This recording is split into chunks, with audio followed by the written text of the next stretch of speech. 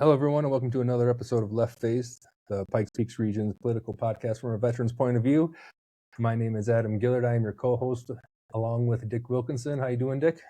Good morning, Adam. Doing well. It is good to be here. We are kind of off schedule right now, filming before Christmas to make sure we get one in this week, since last week Christmas snuck up on us, and it's always these holiday seasons. Just if we don't do it today, it'll be like 3 or 4 weeks. Then we'll be like, man, it's been a long time. yeah, exactly. Yeah. But like we always say, there's always a ton of things in the news.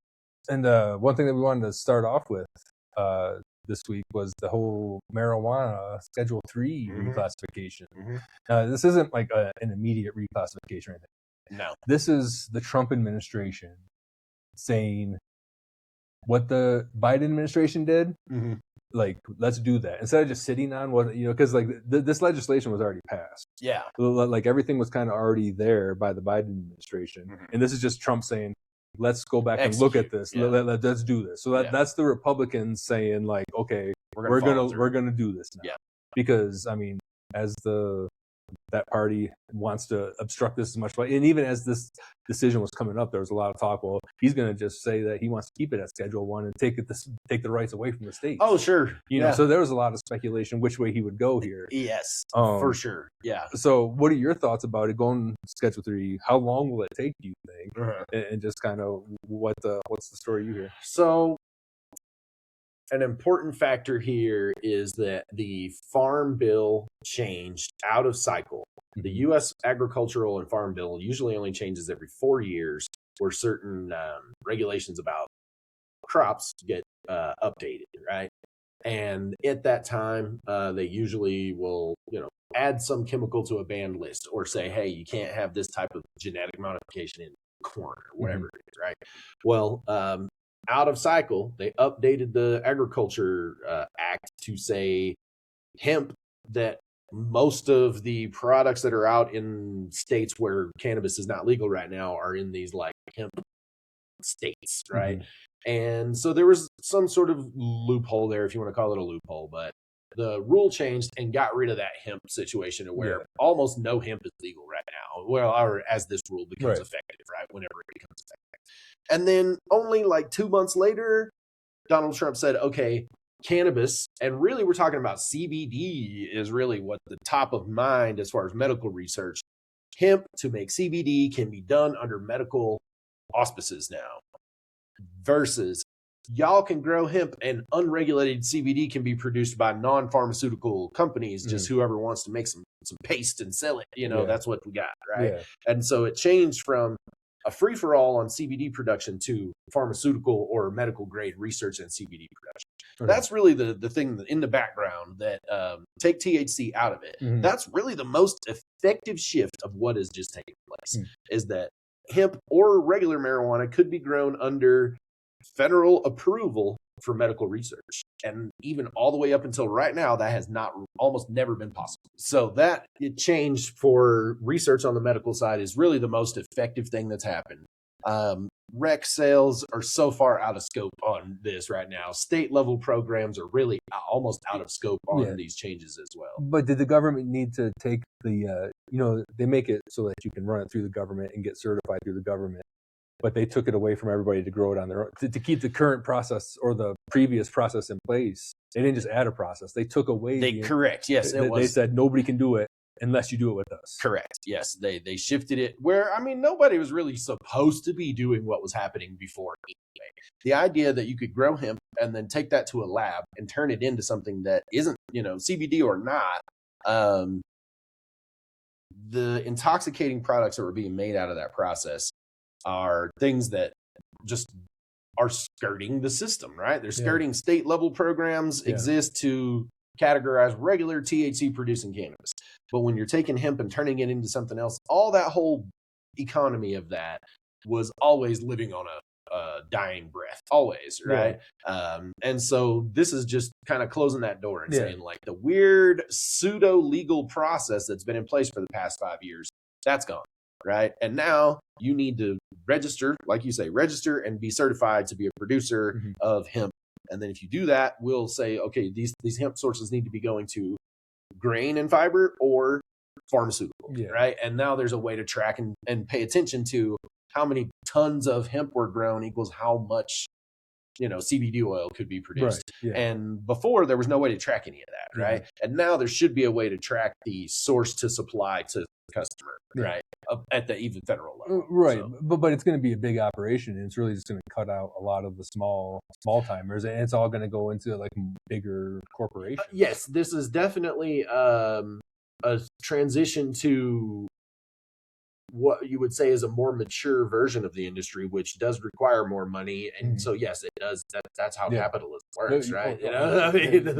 We moved up a rung on the ladder, and that means some of the mom and pops are just gone, and now they can go get hemp production licenses as far as like growing. If you want to be a farmer and you want to grow acres and acres of hemp, there's almost no cost to entry to that other than whatever, those federal licenses are not going to be cost prohibitive. They could go do that if they wanted to.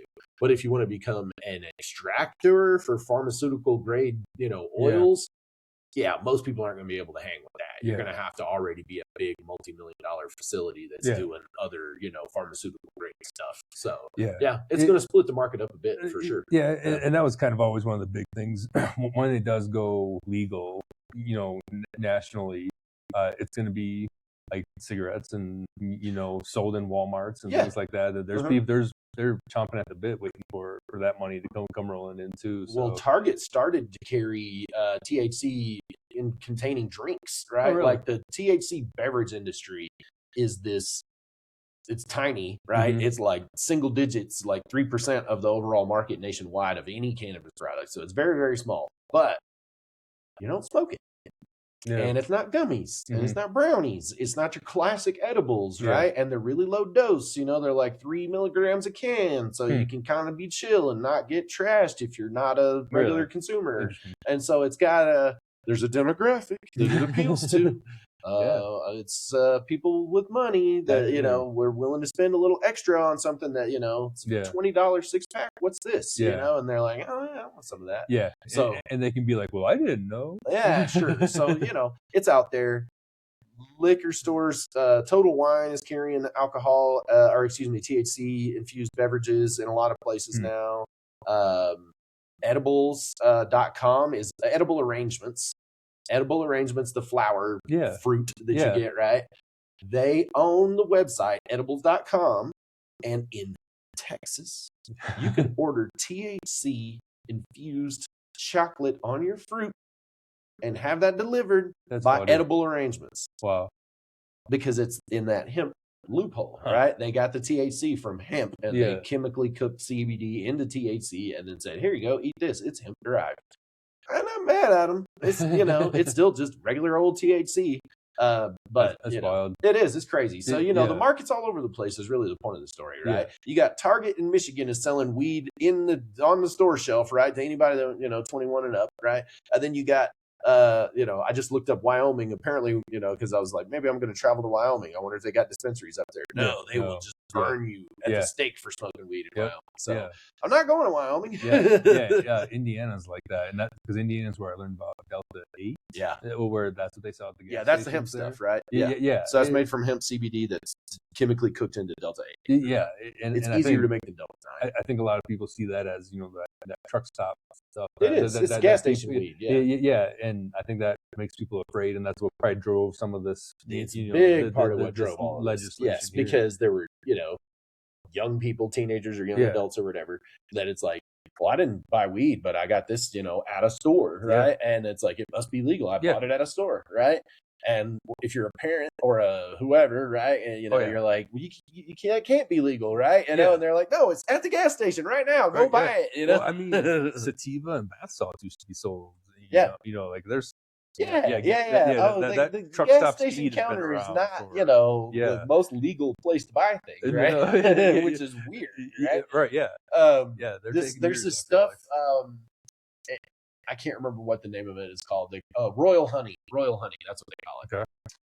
It's gas station supplement, right? And it's a tube of honey, right? Or it'll be like a little pack, like a gel pack that you would have if you're like an athletic gel pack, right?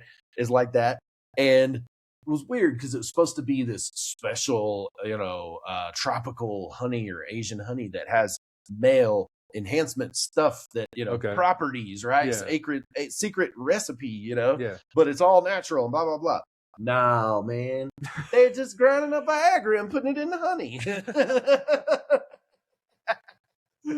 Real talk. They're just getting Indian generic Viagra, pouring it in honey and selling it at gas stations in America, telling people that it's natural. Yeah. Now the problem with that is that that's a heart medication, right? Yeah. Like Viagra is a heart medication, right? Yeah. That's how it was discovered, Wow. And so it can kill you if you don't, if you can't tolerate it, right? You know what I'm saying? It's harvested from the fields of, old folks' homes where just old folks frolicking in fields of Viagra and just harvest it from them. So man, that is crazy. Well, I guess back to Schedule 3 is this is trying to get us off the gas station counter and into some regulated pipeline of products, which is kind of where we've kids don't have access. People with just shouldn't have access, don't have it right in their face. You know what I'm saying? You need to pursue it through other means, right? And then there's 100 other ways we could have a conversation about that. What's the pharmaceutical industry? What's the corporation? Where's the billionaire grab? Right? Where's the rec market's going to go? Blah blah blah. There's like 20 spins on this. Well, and now that Trump put his finger on it, we're probably going to have a Trump brand marijuana cigarette. Oh, sure. Our next topic is him putting his name on every day. Yeah. But what type of ego does it take to change the President John F. Kennedy Arts Center and just put your name on top of an assassinated, loved by everybody president, and you just put your name above him, and you're like, we're going to call it the Trump Kennedy Center. Wow. That there's so many layers of egregiousness there is the problem, right? Because there's if anybody else said let's double up this name and call it the Trump Kennedy Center, even if it wasn't his idea, most people would be upset about that. They'd be like, well, it's fine where it is, right? We call it what it is for a reason. That guy was killed in office. There's nothing that needs to change here, right? So there's just that part that's got its own offensiveness. Now, the part that I get just spun up about when he does this with everything is he is naming things after himself. And always throughout history of America anyway, we don't have kings, right? And I'm not, that's a kingly attitude, is to name things after yourself, right? In America, to avoid the image of looking like you're a dictator or a king, the people who are in charge don't name things after themselves. They wait until the next person is in charge, and then they say, hey, if you think you did a good job, it'd be great. I'm going to have my presidential library, but if you want to name streets after me, if you want to name this museum after me, if you want to do whatever, I'll take those honors and I'll show up and I'll meet people and it'll be great. After I'm out of office, if someone else decides that that's what they want to do for me, right? Not, I think I'm great. Hey, everybody, look at this. It's got my name on it. That's weird. It's just weird. Well, but this is what happens when FIFA gives them a peace prize. The world has capitulated to him so much that now he's just I get to do whatever I want. That office is such a laughingstock worldwide, and people have allowed it to happen. He's acted like a toddler for a decade now. And people have allowed it to happen, and it's festered. And now he gets gifts, right? How that is it is a playbook now for anybody in the world. If you're going to go meet Donald Trump, you have to give him gold dipped whatever from your country, Qatari aircraft. And then all of a sudden, there's a Trump hotel going into Qatar. But he has funneled so much money into his pockets, and he keeps trying to sue the government for 90 million and stuff like that. But the thing that kind of started us on this topic was the battleships. So we're gonna have a Trump class battleship. Is the word on the street now? And they're as anytime that the military comes out with some big new what we call program of record, meaning this is our big new piece of equipment, weapon system, weapon system. It's always very forward leaning and very it's going to have the most cool stuff on it, right? Well, of course, it's got to be almost sci-fi level futuristic to be the Trump battleship, right? Nothing can be close, right? And so that's what we got with some artist renderings and some big hopes over whatever the capabilities of this new class of ship is supposed to have. But it's a whole new class of ship that he named after himself.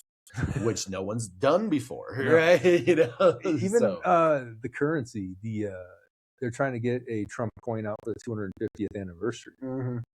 Well, there's laws against it.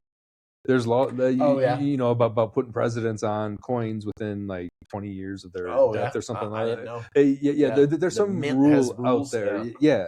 And it would break all the rules because of an ego. Sure. But again, these are the things that I think distract us from bigger topics. You know, I think at this point, you know, the agenda that they have, you know,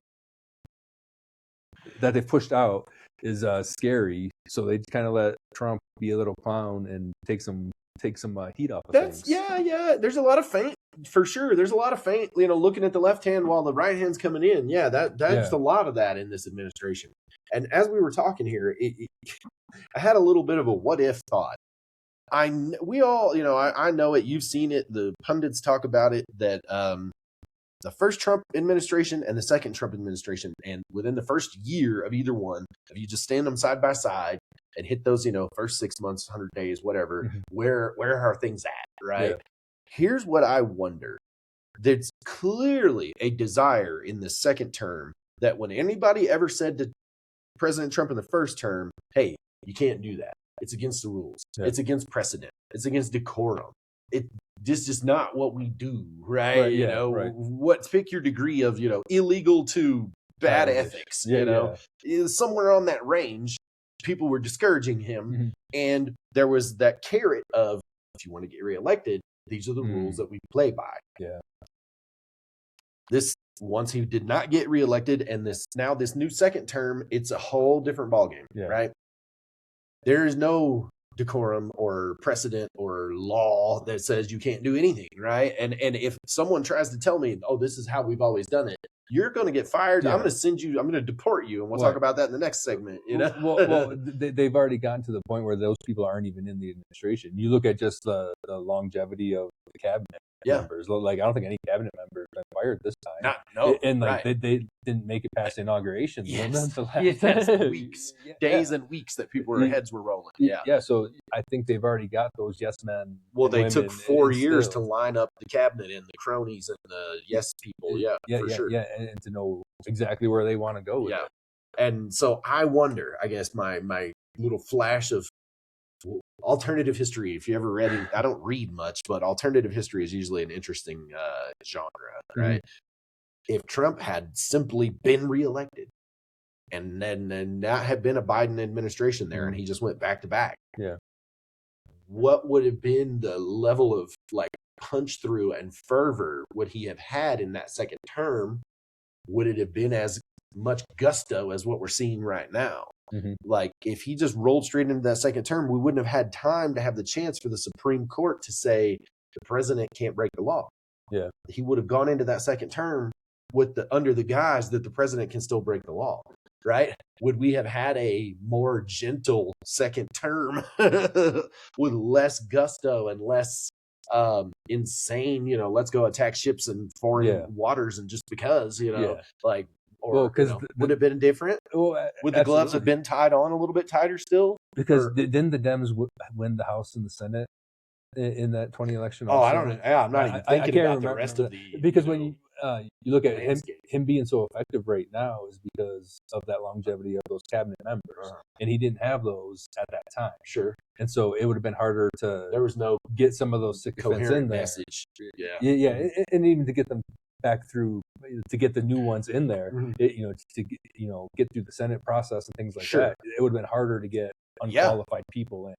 But like you said, now that we've taken that 4-year break where they got to take a breath and reload and reorganize and really have their people in place. I mean, strategically they nailed it. Yeah. And so I guess we did have. I look back though, the pandemic was what was going on back then, and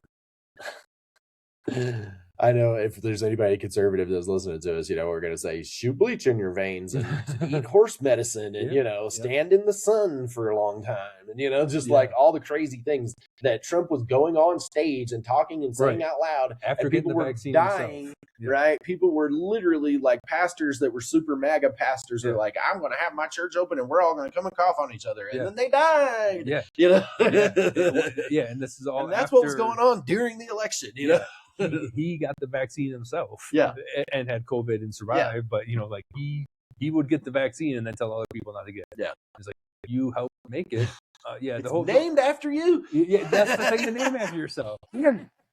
What's the thing to name after yourself? Yeah. I mean, because that Operation Warp Speed could have been Trump Speed, Operation Trump Speed. Yeah, there you go. But it could have been a thing that really, saved a lot of people's lives. Because they made the vaccine. It was make the vaccine and then shut up and get off the stage. Yeah. And that's not what happened. Nope. And so that's, that led to the Biden administration happening, right? Yeah. And that's fine. Like, I'm not mad that happened, but I just wondered through our alternative history lens, what would have been different if Trump had just done back-to-back tours? Yeah. It's like a man in the high castle moment. Yeah. Same thing. So with Trump's second tour, and we'll just shift gears to this topic about the 60 Minutes show, the CCOT prison, that whole thing. Yeah. So again, more layers to this. Something he does now in the second term because he can't break the law anymore, right? Like Trump can't break the law. This is giving him range to do this stuff. Yeah. So the head of ABC or scheduling, whoever it was, CBS, 60 Minutes is a CBS. Said they had to comply. That the White House said, drop it. Yeah, drop the phone. Yeah, they have to comply. And then that was their excuse for pulling it from the American markets. And they said they were just going to delay it. They basically were not killing the story. We believe it needs more reporting. Yeah. Well, because the White House told us it needs more reporting. Right. Yeah. Give us 2 weeks. Give us 2 weeks. Yeah. That's the standard. We'll send somebody over to talk to you. Yeah. So they pulled it here, but Canada got the memo and said no, or didn't get the memo. Yeah. But either way, thank you. So Canada. I think what happened was, and as tech guys, this is one of those. I'm a CTO, and I worry about things like this happening on my watch. They say pull the episode, and you say, okay, got it. We're not going to air the episode. That's not a problem at all, right? It's too easy. We know what we're going to put on the air. Yeah. But then you forget that there's the CBS at-home subscribers, right? And they have an app, and you forget to pull the episode out of the app. And so the episode goes live at 6:00 Eastern for everybody that's a CBS subscriber that's not in America. Yeah. You see what I'm saying? Yeah. And so if they're in America, that all the content got yanked, and that was that. The 6:00 slot got refilled with whatever, and in the app, the Americans got what they were supposed to get, right? Yeah. But in a foreign country, on the other side of that computer boundary, it was like, oh, these people just subscribe to watch 60 Minutes. Here it is. Yeah. And so there's somebody in the tech shop somewhere that dropped the ball, right? Yeah. Or I say somebody, there's a process that didn't work, right? A workflow that's just broken.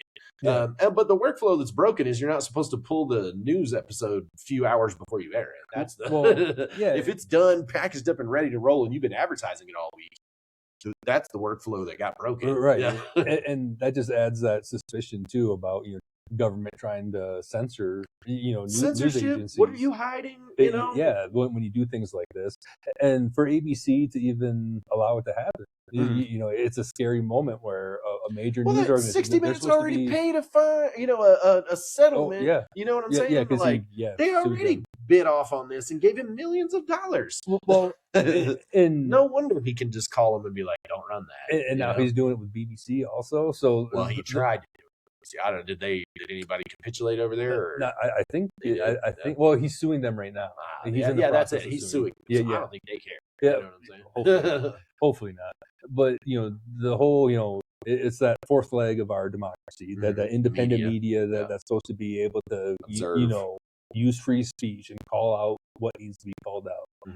To attack that and have a major news network, like, what are other people supposed to do? When they start putting their weight on things like that. And when pieces of the institution start to crumble, then what can anybody else do about it? Yeah. We end up with the Trump Kennedy Art Center. So the story, let's get into the meat of that, and it's about CCOT, which is the prison in El Salvador, right? That's what the CBS piece was about. Right. Is that back earlier this year when a lot of people from America, I want to use these words carefully, people in America were rounded up and sent away. And part of the shock and awe was to send people to El Salvador as hey, hurry up and self-deport, or we're going to send you to basically a black hole where nobody knows what bad things happen there, right? And we're gonna put it on TV. We're gonna make sure everybody knows that we are in lockstep with this whole thing. And people wanted to investigate, I Well, guess, right? and here's the thing: what's really going on with this? with CCOT is that they are so open to anybody come and checking it out. They are proud of what they've put together there. Yeah. And during the 60 Minutes episode, they tracked down somebody that was there for 4 months. Okay. And spoke with them.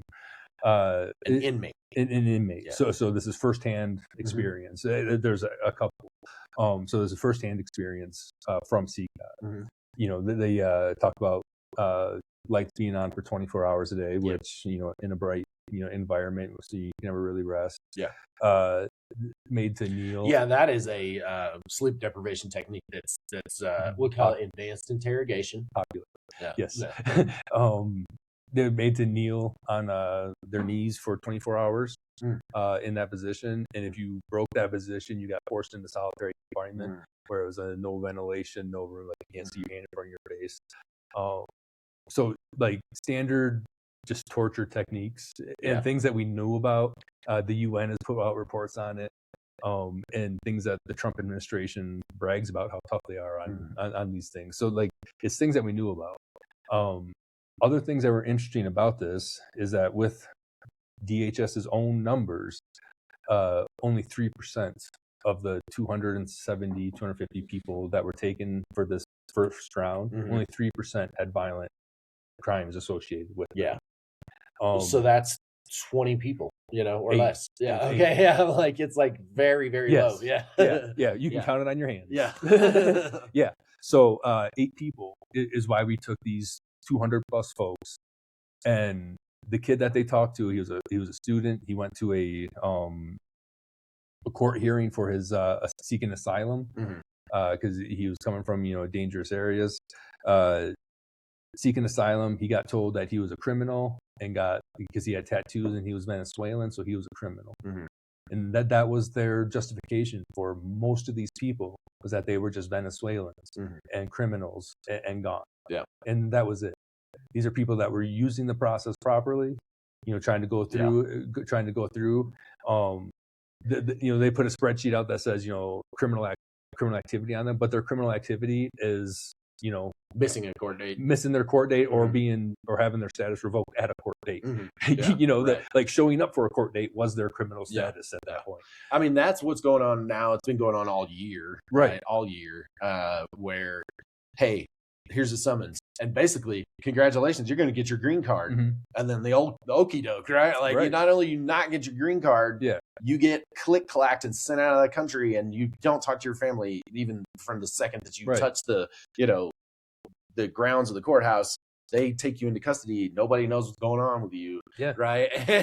Like that's happening, every week, right? There are people showing up for legal arranged, meetings that they're by inherently showing that they are not a criminal by coming to the court date. Right. Criminals don't go to court if they are running from the law, right? And if you are an illegally, in the country person and you've committed crimes, you got 2 reasons to hide. Yeah. Why would you show up and be like, hey, I got these letters. I want to make sure everything's okay. Right. Yeah. Yeah. We still cool, guys? Yeah. And then it's like, no, everything's not okay. Guess what? You're under arrest. Right. And they're routine visits, right? Yeah. Like the things that, hey, once every 6 months, you're supposed to come in and just check in with us. Tell us if you're working. Tell us where you live, right? Keep doing that. We won't throw you out of the country. Yeah. And you get a letter from that office is like, hey, we need to see you next month instead of 3 months from now. Yeah. And then that's it. Yeah. You're gone. You're out. And so this piece, and it was only, 10, 15-minute piece, it highlighted real faces, real people, real stories that were tortured because the Trump administration just wanted to get rid of brown people. Yeah. And, and make a spectacle out of the whole thing too, and they did highlight that too, and they call them out that like all these human rights violations. But now, as time has gone by, because I'd always say, that they just don't like brown people, but it was specifically targeted towards Venezuelans. Like they have been the target for this aggression. We're taking the 3rd oil tanker soon. Yeah. I think they were tracking them already. So you had never heard of Tren de Aragua until about December of last year is probably when it first started popping up. And here's the funny thing is they don't use tattoos to identify themselves. Oh yeah, MS-13 does. Yeah, MS-13 does, but they don't. TDA doesn't. No. Yeah. So like the whole premise of like misnomer so like that's saying, a gang tattoo. Yeah. Like it was a flower tattoo, man. Like it was his birth year. Yeah. you know, so like they take everything and twist it, and just because they wanted to sink it into people's minds that Venezuelans are a problem. Mm-hmm. Sure. And so like that propaganda machine started back then, and you know it was kind of before the election it even happened. Right. Like, hey. You know, we heard it about up in Denver. Yep. You know, the Venezuelans and taking over communities in Denver. That was completely false. And like, you know, all the videos went around, and then we found, no, that was actually Venezuela that they were showing. But you know, like they don't correct those things. No. They just keep pushing it. AI Venezuela. It's not even really Venezuela, right? You know, and so you know the media, you know, had a chance to put the data out there and really show people and let them know that it's 3%, that 8 people. We could have done this for 8 people. Yeah. Because and then as we continue to talk about the boats getting blown up all around us now, last month we had like the largest seizure of drugs off the coast of California, where no deaths, nobody blew up. Yeah. We just took the boat, we took the stuff, we arrested them. We know how to do it. Classic interdiction. Right. Yeah. Yeah. Blowing people up just because is reckless, and if you can interdict an oil tanker, you can stop a fast boat. Right. Yeah, just watch them get like they're gonna have to get to shore eventually. Like just watch them run out of gas. Like it's not. This is not. That's what I'm saying. We can do it. We don't need to kill. We have done it. Not we can do it. We have done it day in and day out for decades. Well, yeah. Oh, it's just crazy the level of people willing to turn their backs on what's going on or be okay with it. Yeah. Well, so let's use that to pivot into the. This has been sprinkled throughout the topics today, but the lack of decorum in the office of the president, and our latest example of that, like we're not dropping a new, idea on anybody here that like honor and decorum for that has changed. We'll say changed, or disappeared. But this week we saw a whole new level of pettiness put into what should be a hall of honor and historical facts. Yeah. And it was turned into literally a mockery, right? Like it is, high school kids would have written more eloquent statements trying to make fun of somebody than Donald Trump did. Yeah. So you're talking about the plaques of underneath the president's pictures. Yes. And even Joe Biden's pictures of an auto pen. Yeah. He put these things up, to explaining their presidencies and things like that. I can imagine him bringing a world leader in and like making them read these plaques and like him just watching for a reaction. Yes. You like my joke? Yeah. Are you there yet? Yeah. Are you there? Oh yeah. Hillary lost to me. For sure. That's what's going on. Yeah. For sure. Right? He points and laughs. Look at this, Yeah. For sure. Yeah. You mentioned Bill Clinton's his plaque. It was, he lost, or Bill Clinton's wife lost to Donald Trump. Bill Clinton was married to Hillary Clinton. She lost the election in 2016 to Donald J. Trump. That's Bill Clinton's addition to the American archive right there.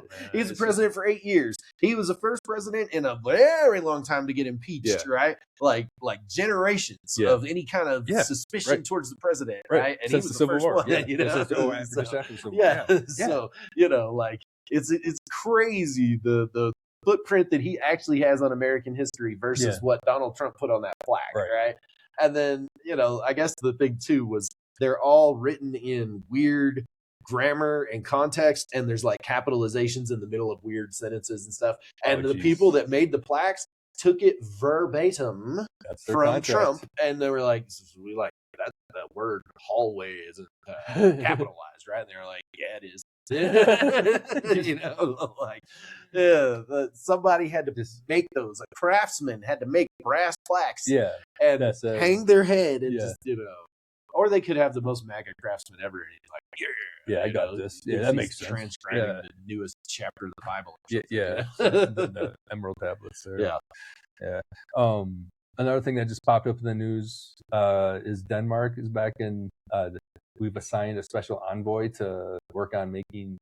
Greenland. We're back on the Greenland stuff. Excuse me, Greenland. I wrote down. Yeah, well, Denmark is the Greenland. Greenland is back on the menu.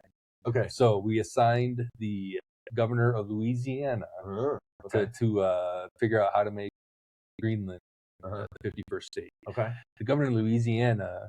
Is this because Louisiana purchases a historically interesting land cession? That's an interesting. I don't think Trump knows that much history. He might not understand what that was. Yeah.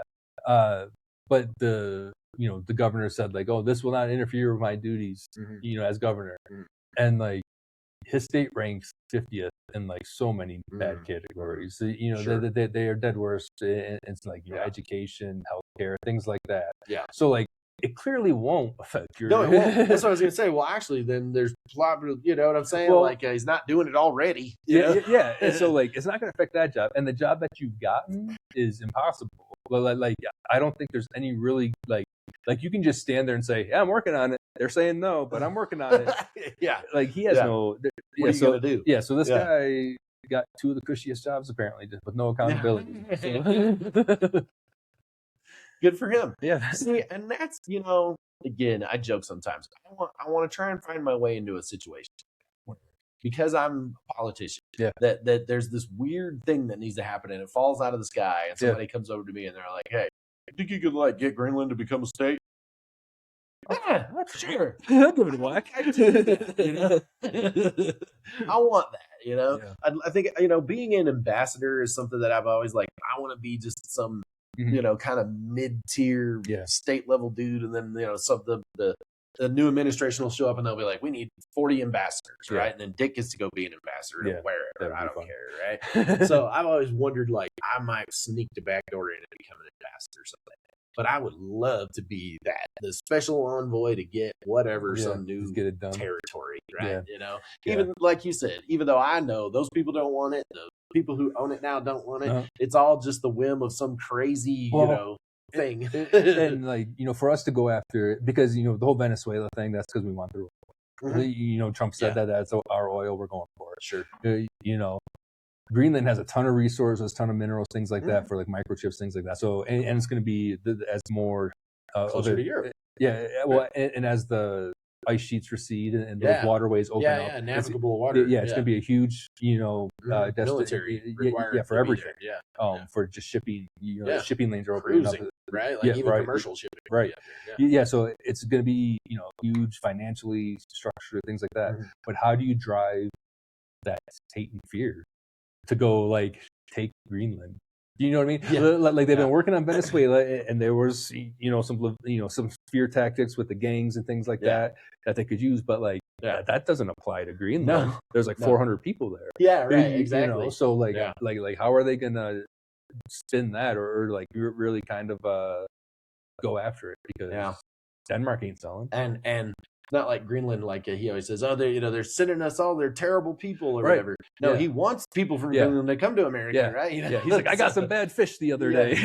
So what's the angle, right? There is no angle, right? There's no angle other than, I don't know, ships, right? These Trump ships, they're going to go surround Greenland, and that's it. That's what we're going to do. There it is. That's what we're going to do. All right. Well, there's your look to the future. We've been right too many times. Yeah, we got to throw a stinker out there. We'll wrap the year up. Well, what terrifies me is you might not be wrong. We could be wrapping up 26. I was going to say in 2028 in the third term, that'll be the first official act.